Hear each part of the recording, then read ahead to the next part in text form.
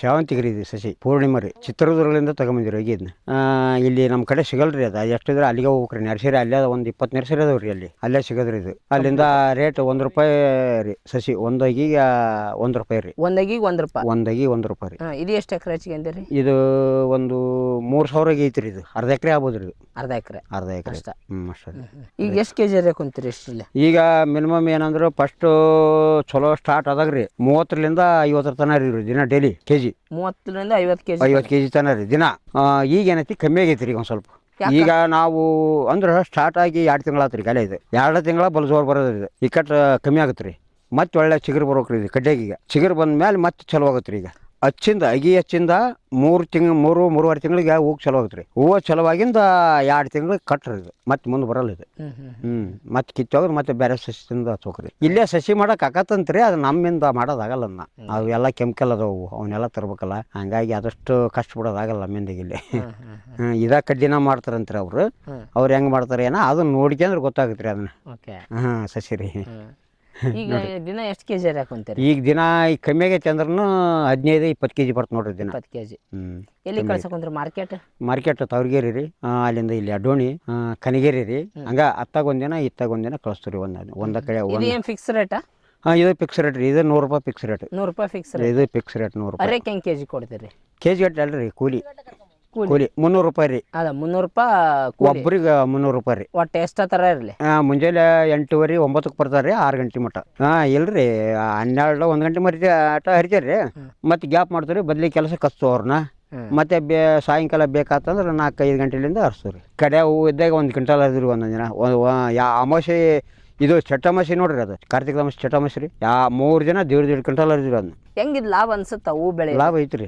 ಲಾಭ ಹೆಂಗಂದ್ರಿ ಈಗ ಖರ್ಚು ಕಮ್ಮಿ ರೀ ಲೇಬರ್ದಿಲ್ಲ ಈಗ ಮಿನಿಮಮ್ ಇವತ್ತು 10 ಕೆಜಿ ಹೂವು ಕೊಟ್ರ ದಿನ ₹1,000 ರೀ ಹೌದು ಈಗ ಎಲ್ಲರ ಬೇರೆ ಕಡೆಗೆ ದುಡಿಯಕ್ಕೆ ಹೋದ್ರೆ ಆಟ ಆಗಲ್ಲ ನಮ್ಗೆ ದಿನ ₹1,000 ದುಡ್ತೀರ ಮನುಷ್ಯರಿ ಹೊಲ್ದಾಗ ದುಡಿಯಕ್ಕೆ ಆಗಲ್ಲ ಮತ್ತೆ ಹೋಗ್ಬೇಕ್ರಿ ಹಿಂಗ ಬೆಂಗಳೂರು ಮಂಗಳೂರು ಆ ಕಡೆ ಹೋದ್ರೆ ದುಡಿತಾರ್ರಿ ಇಲ್ಲಿ ಭೂಮಿಯಾಗ ದಿನ ₹1,000 ದುಡಿಯಕ್ಕಾಗಲ್ಲ ರೀ ಹಂಗಾಗಿ ನಾವು ಲಾಭ ಅನಿಸ್ತಂತ ಮಾಡ್ಕೊಂಡಿ ನೋಡ್ರಿ ಬಟ್ ನಿಮಗೆ ಇದು ಕ್ರಾಸಿಂಗ್ ಅಂತ ಲಾಭ ಅನ್ಸೈತಿ ಕ್ರಾಸಿಂಗಿಗಿಂತ ಉತ್ತಮ ಐತ್ರಿ ಯಾಕಂದ್ರೆ ದಿನ ಡೈಲಿ ರೊಕ್ಕ ರೀ ಕ್ರಾಸಿಂಗ್ ಮಾಡಿದ್ರೆ ಏನಾಗುತ್ತೆ ರೀ ಈಗ ಬಡ್ಡಿ ಸಾಲ ತಂದು ಬಂಡವಾಳ ಹಾಕಿ ಮಾಡ್ಬೇಕು ಸರ್ ಅದನ್ನ ಕ್ರಾಸಿಂಗ್ ಈಗ ಕ್ರಾಸ್ ಮಾಡಿದ್ರೆ ಚಿಲ್ಲಿ ಪ್ಲಾಟ್ ಮಾಡಿದ್ವಿ ಅಂದ್ರೆ 1.5ರಿಂದ 1,70,000ವರೆಗೆ ಖರ್ಚು ಬರ್ತದೆ ಎಷ್ಟು ಪ್ಲಾಟಿಗೆ ಒಂದು ಪ್ಲಾಟಿಗೆ ರೀ 1,60,000 ಅಂತ ಮಿನಿಮಮ್ ಬರ್ತದೆ ಅದಕ್ಕೆ ಖರ್ಚು ಬಂದ್ರ ಅದಕ್ಕೆ ಮಿನಿಮಮ್ ಏನಿಲ್ಲ ಅಂದ್ರೂ ಒಂದು 50-60 ಕೆಜಿ ಬಂದ್ರ ಲಾಭ ಅನಿಸ್ತತ್ರಿ ಅದು ಏನೋ ಒಂದು ರೋಗ ಬಂದು ರುಜಿ ಬಂದು ಏನಾರು ಎಪ್ಟೆಕ್ ಆದ್ವು ಅಂದ್ರೆ ಮೈ ಮೇಲೆ ರೀ ಅದು ಮೈ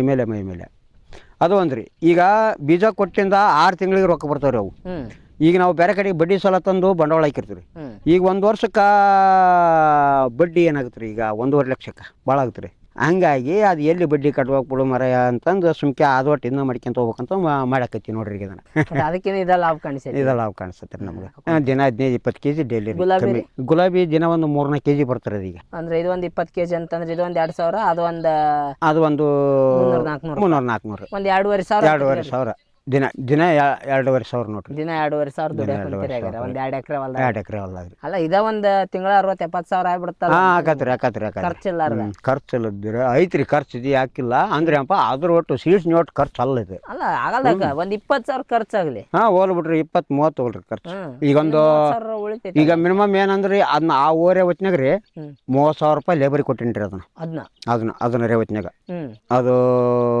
ಎಣ್ಣೆ ಗೊಬ್ಬರ ಒಂದು 10,000 ಆಗೈತ್ರಿ ಒಂದು 40,000 ರೀ ಅದು 1.5 ಲಕ್ಷ ಆಗೈತ್ರಿ ಅದಕ್ಕೆ ಪೇಮೆಂಟ್ 1.5 ಲಕ್ಷ ಇದು 1 ಲಕ್ಷ ಆಗೈತ್ರಿ ಇದೀಟ ಅಲ್ಲ 1.5 ಲಕ್ಷ ಆದ್ರನ್ನ ಅಲ್ಲಿ 1,20,000 ಉಳಿತಲ್ಲ ಒಂದು ಪ್ಲಾಟಿಗೆ ಅದು 2,500 ರೀ ಈಗ ಅದು ಇದು 3,000 ಈಗ ಇದು 3,000 ಆಗಿ ಇದು 1 ಲಕ್ಷ ಆಗೈತಿ ಈಗ 1 ಲಕ್ಷ ಆಗೈತಿ ಇನ್ನೂ ಐತ್ರಿ ಸಣ್ಣ ನಿನ್ನ 1 ಲಕ್ಷ ಏನ್ ಆಗಲ್ರಿ ನಿನ್ನ ಒಂದು 20-30,000 ಆಗ್ಬೋದ್ರಿ ಯಾಕಂದ್ರೆ ಈಗೆಲ್ಲ ಇಲ್ಲಿ ಚಿಗುರು ಬರಕತ್ತೈತಲ್ರಿ ಈ ತರ ಬರ್ಬೇಕೀಗ ಈ ತರ ಬಂತಂದ್ರ ಇಲ್ಲಿ ಐತಿ ನೋಡ್ರಿ ಇದು ಆ ಚಿಗುರು ಬರ್ಬೇಕು ಈ ಚಿಗುರು ಬರ್ಬೇಕ್ರಿ ಇದ್ರಂತ ಮತ್ತೆ ಅಷ್ಟು ಗಿಡದಾಗ್ರಿ ಇದ್ರಂತ ಬರ್ತನ್ನೋದು ಐತ್ರಿ ಕಾತ್ರಿ ಇದು ಬಂತಂದ್ರೆ ಮತ್ತೆ ಚಲೋ ಹೋಗತ್ರಿ ಈಗ ಮತ್ತೆ 1 ತಿಂಗಳ ಬೇಸೈತ್ರಿ ಯಾಕಂದ್ರೆ ದಿನ ರೊಕ್ಕ ನೋಡ್ತೀವಿ ಅಲ್ಲಿಂದ ಈಗ ಮನುಷ್ಯನ ರೈತರನ್ನ ಸಾಲ ಮಾಡಕ್ ಹಚ್ಚಗಲ್ರಿ ಇದು ಹೌದಲ್ಲ ರೀ ಸಾಲ ಮಾಡಕ್ ಮಾತ್ರ ಹಚ್ಚಗಲ್ಲ ಮನುಷ್ಯನ ಹೂ ಬೆಳೆ ಯಾವಾಗಲೂ ದಿನ ಮಿನಿಮಮ್ ಇವತ್ತು ಏನೂ ಇಲ್ಲ ಅಂದ್ರೆ 500,000 ಬಕ್ಕಣದಾಗಿರ್ತಾವೆ ರೀ ರೈತನ ಬಕ್ಕಣದಾಗ. ಅಂದ್ರೆ 500,000 ಇರ್ಬೇಕಂದ್ರೆ ಹೂ ಬೆಳಿಬೇಕು. ಹೂ ಬೆಳಿಬೇಕು ರೀ, ರೊಕ್ಕ ಇರ್ಬೇಕು ಮಂಚಲ್ಲಿ ಅಂದ್ರೆ ಹೂ ಬೆಳಿಬೇಕು ರೀ. ಲಕ್ಷಗಟ್ಲೆ ನೋಡ್ಬೇಕು, ಅದ್ರೇನು ಸಾಲ ನೋಡ್ಬೇಕಂದ್ರೆ ಕ್ರಾಸಿಂಗ್ ಮಾಡ್ಬೇಕು ರೀ. ಅದನ್ನ ಅದು ಸಾಲ ಊರಕ್ಕೆ ವಜೆ ಇರ್ಬೇಕು ರೀ, ರೊಕ್ಕ ಇಟ್ಕೊಳಕ್ಕೆ ಇರ್ಬೇಕು ಅದಕ್ಕೆ. ಅದು ನೋಡ್ರಿ ಲಾಟ್ರಿ ಟಿಕೆಟ್ ಇದ್ದಾಗೈತಿ ಅದು ಪ್ಲಾಟಿಂದ ಅಂದ್ರೆ ಹೋಗುತ್ತಾ ಬರ್ತಾ ಗೊತ್ತಿಲ್ಲ. ಬಡವ್ರು ಮಾಡೋದಲ್ರಿ ಅದು ಈಗಿನ ವಾತಾವರಣದಾಗ. ಅವತ್ತಿಗೆ ಮಾಡ್ಯಾರ ಈಗ ಅದನ್ನ. ಈಗ ಯಾವಾಗಂದ್ರೆ 2008-10ದಾಗ ಮಾಡ್ಯಾರ್ರಿ. ಅವಾಗೇನು ಲಾಭ ಆಗ್ಯಾವ್ರಿ ಅವು, ಈಗ ಲಾಭ ಆಗಲ್ರಿ ಅವು. ಶೇಡ್ಸ್ ಲಾಭ ಆಗಲ್ಲ ಈಗ. ಇಲ್ಲೈತಿ ನೋಡ್ರಿ ಹೂವು ಈ ಥರ ಬರ್ಬೇಕು ನೋಡ್ರಿ, ಹಿಂಗತೆ ಬಂತಂದ್ರೆ ಹೂವು ನೋಡ್ರಿ ಎಷ್ಟು ಚಂದ ಐತಿ ನೋಡ್ರಿ. ದಿನ ಅದು ಹೇಳ್ಬಿಟ್ರಿ ಇಲ್ಲೈತಿ ನೋಡ್ರಿ ಹಿಂಗೆ ಈ ಹೂ ಬರ್ಬೇಕು. ಈ ಥರ ಬರ್ಬೇಕ್ರಿ ಹೂವಾಗ ಯಾವಾಗಲೇ ಮಾರ್ಕೆಟಿಗೆ ಬಲ್ ಚಂದ ಅದು. ಬಟ್ ಅಮಾಸಿ ಇದ್ದಾಗ ರೇಟ್ ಜಾಸ್ತಿ ಹೋಗುತ್ತೆ ಇಲ್ಲಿ.